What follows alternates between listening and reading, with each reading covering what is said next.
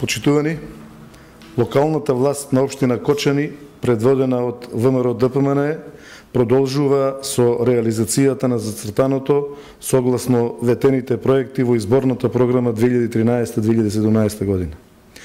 Во 80 дена од новиот мандат, максимално се посметивме на решавањето на инфраструктурните и другите проблеми во градот и населените места во општина Кочани. Реконструирана е улицата Љупчо Сантов во должина од 360 метри и ширина од 8 метри со нов асфалт. Реконструирани и асфалтирани се улици со 1300 метри квадратни од улицата Славчо Стојменов. Асфалтирана е улицата Мишо Арсов во должина од 295 метри и ширина од 5 метри. Со поставување дренажни цевки и подпорни зидови за асфалтирање се подготвува улицата Крум Вранински во должина од 430 метри и ширина на коловозот од 5 метри, чие финансирање е со грант од Светска банка во вредност од 3,5 милиони денари. Се гради армирано бетонски мост на голема река во селото Полаки и се тампонира патот од селото Крушка до училиштето во Полаки со должина од 3,5 километри. Санирани се ударни дупки на улиците во целиот град со асфалт, за што се потрошени околу 150 тони асфалт. Бетонирани се пристапни улици во сите делови од градот и населените места во должина од преку 400 метри.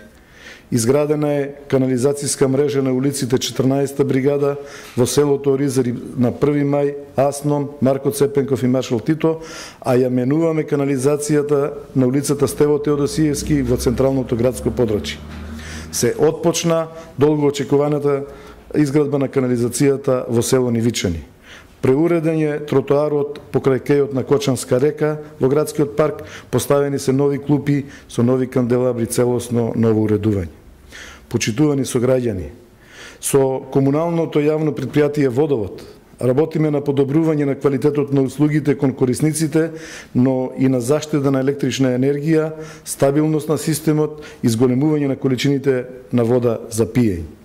Пред 2 месеци ги заменивме пумпите во препумната станица и во бунарскиот систем на комуналното предпријатие, а се менува и главниот потисен цевковод во должина од 1,3 километри. 145.000 од фондовите на Европската Унија ќе бидат вложени во иновативно искористување на геотермалните ресурси за геотермални извори со ниска температура во Кочани. Во оваа фаза од меѓународниот проект GeoSea, во кој Кочани е единствениот представник од Македонија, се изработува студија која што опфаќа истражување на приоритетните корисници на идниот топлификацијски систем на општина Кочани. Обезбедивме донација од владата на Јапонија во висина од 50.000 евра за возило за собирање на смет. Во тек се проектите поврзани со регулирањето на загадувањето на сливот на река Брегалница, за одвојување на атмосферската од фекалната канализација, заеднички проект на владата на Република Македонија и Швајцарската агенција за соработка и развој. Како што ветивме, така и продолжуваме со активностите на Пониква да прерасне во атрактивен спортско-рекреативен туристички центар.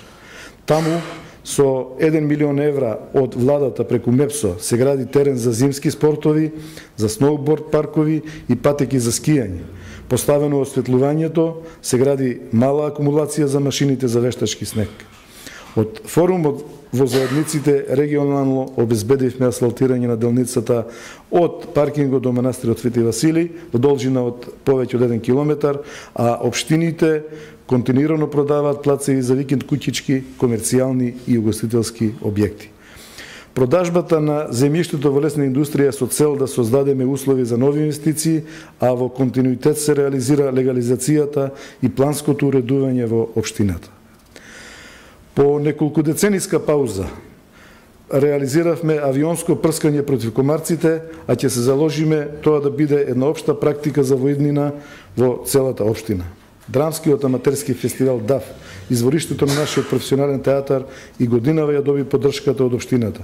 Обезбедивме донација на околу 1000 примероци и 156 настои во издавачката куќа Просветно дело за училишната библиотека во Крста Мисирко во Оризари.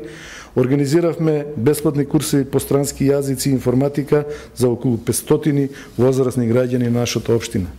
Завршивме уште еден циклус годишни надпревари во општинските училишни лиги во фудбал и кошарка.